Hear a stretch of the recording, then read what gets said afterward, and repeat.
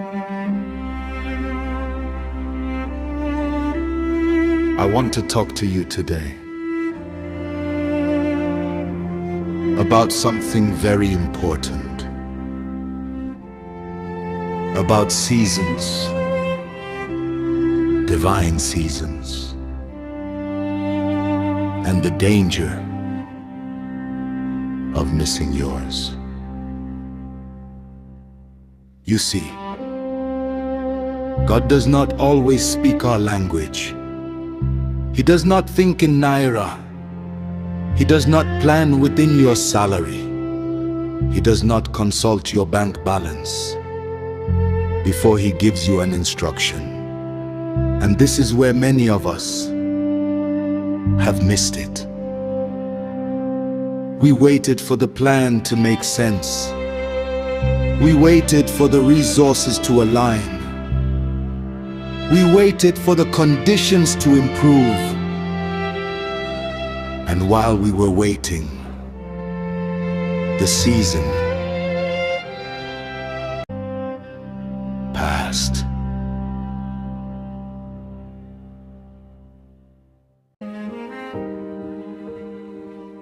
Let me show you something in the Word of God. There was a widow in Zarephath in the middle of a famine. She had nothing, a handful of meal, a little oil, and 2 sticks to cook her last meal before she and her son lay down and died. That was her condition. That was her season, or so she thought. Then a prophet walked into her story. Elijah, a man sent by God, and he gave her an instruction that made absolutely no natural sense. He said, "Make me a cake first with your last before you make for yourself." Now let me ask you something. If you were that woman standing there with your last handful of meal, your last drops of oil, your son standing beside you, and a stranger walked up and said, "Give me yours first," what would you have done? She could have argued. She could have explained her situation. She could have said, "Prophet, you don't understand. This is all I have." But she didn't. The Bible says she went and she did according to the saying of Elijah. She went and she did. And from that day, the barrel of meal did not waste, the cruse of oil did not fail, not for a day, not for a week, for the duration of the famine. One act of obedience in a season that looked impossible produced a miracle that outlasted the problem. Then there was another widow. Different story, same principle. Her husband was dead. Death was at the door. The creditor was coming to take her 2 sons as slaves. She went to the prophet, and the prophet Elisha gave her an instruction that made no sense. He said, "Go and borrow vessels, empty vessels from all your neighbors, and borrow not a few." Not money, not food, not practical help. Empty vessels. And she obeyed, and she poured, and the oil multiplied. And it filled vessel after vessel after vessel, until the last vessel was full.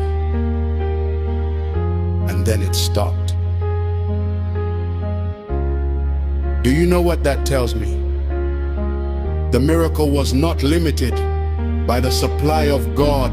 It was limited by the size of her obedience. She ran out of vessels before God ran out of oil. Hear me today. If whatever plan God has given you fits neatly inside your pocket, be careful. It may just be your own idea. But when the vision is bigger than you, when the instruction exceeds your capacity, when God is asking you to do something that cannot be explained by your qualifications or your connections or your savings account, pay attention. That is the fingerprint of God. He does not think in your currency. He does not plan within your capacity. He does not time his moves to suit your convenience. He simply asks one thing: are you willing? Are you obedient?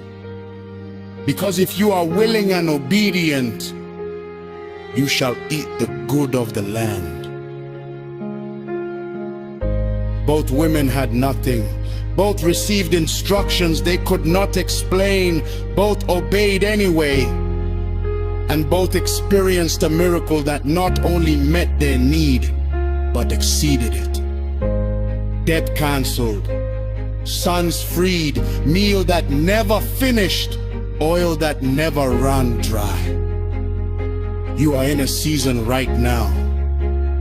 A specific season, a divinely appointed window of supernatural possibility. And God may be speaking to you in a language that your current condition cannot translate.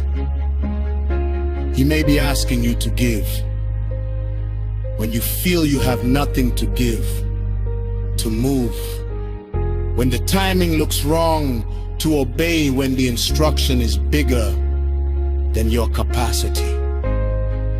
The widow of Zarephath did not wait for the famine to end before she obeyed. She went, and she did, and her story changed forever. Your season is open. The window is not closed. The instruction has been given.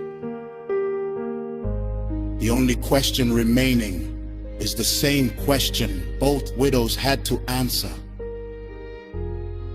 Will you go? And will you do?